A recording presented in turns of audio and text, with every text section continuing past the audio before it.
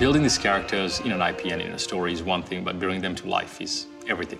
If they don't come to life, it doesn't really matter how much you write. And that was the nice balance between having a story to tell and building a playable character. When you think about video game development, design isn't necessarily where most people would think about character and acting, but we challenge our designers every day that they think about that because it's going to come across. You know, even when we're setting up a scenario for gameplay reasons, we want to make sure that each of those beats and those moments is going to contribute something to the characters. So starting out, we usually start with kind of the archetype of what we wanted to convey with the character's emotion and personality. The first character that we started was Galahad, as more of the dark hero in the trench coat. We wanted them to have a kind of rugged, battle-hardened warrior feel, but at the same time have some sense of three-dimensionality to the character. Sir Galahad, this matter is not yet over.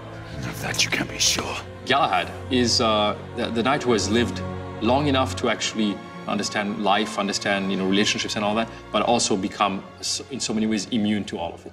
He's built a wall. A proper knight must learn to curb his passions. Without passion, monsieur, a man cannot fight. We do not fight men, Marquis. Galahad is kind of a little bit more serious. Lafayette, he's new, he's young, so there's a bit more of a kind of eagerness. He's a little bit more of a risk taker. Men, half-breeds, what does it matter? Vive la liberté.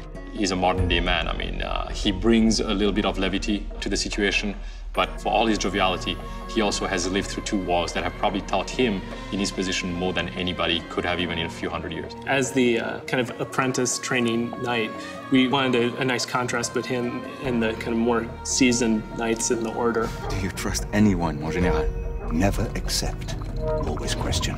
Sebastian Mallory is one of the elder knights. He has lived long enough that he's seen a lot more than anybody else, practically. And so he just had the kind of poise and this sense of kind of this grizzled veteran.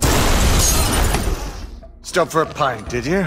We kind of kept him a little, not plain, but he's a little bit more simple in design. I always looked at him as kind of the old school guy who didn't need all that frilly stuff. We need eyes on the ground amongst the guests. And imagine me with nothing to wear. The Monica Lady Green was given to Isabeau d'Argyle, and she, in our world, is the youngest knight to ever join the order at her age. Her and Galahad have history together, and so we kind of can feel some of that distance that they've had, but at the same time, things are clicking again. You're starting to see them kind of like old times. I'd prefer to have someone more experienced looking out for me. I thought you needed no looking after. She's a grounding force to a lot of people. She speaks her mind. She's as strong and is as deft and as, skillful as Galahad is. Do try not to lag behind. It wouldn't make sense to do the typical video game, busty, curvy woman, and especially it wouldn't be accurate to the time. I mean, if you looked at the dresses, they barely had an ounce of skin showing, so we really had to be more creative with her design. So on the other end was, how we take kind of broader facial structure and archetype and get it on a highly emotive face that runs in real time. One of the hardest part about characters is that, we're humans, we're people, and our brain is really trained at recognizing any little flaws or inconsistencies that you would see in another human. We have to deal with almost every facet of human anatomy to make sure it looks correct. We scan the 3D face of an actor, and then we take that in-house and we manipulate it, make it slight mutations to make it our character. Every animation of the humans in game is mocapped, and we have head cams mounted on the actor. So we get simultaneous body and facial performance. Most fetching, was she not? I hadn't noticed. That is because you are not a Frenchman. You are the most American Frenchman I have ever known.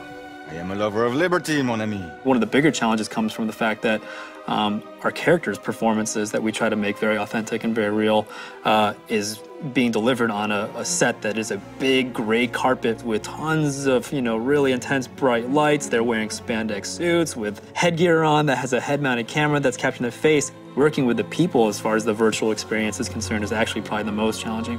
Tell every available knight to converge towards Whitechapel. It's always going to be a balance. It's always going to be a balance of going too far with it, where people feel like, okay, I really want mechanics, or too little with it, where they get mechanics but they don't get context and immersion.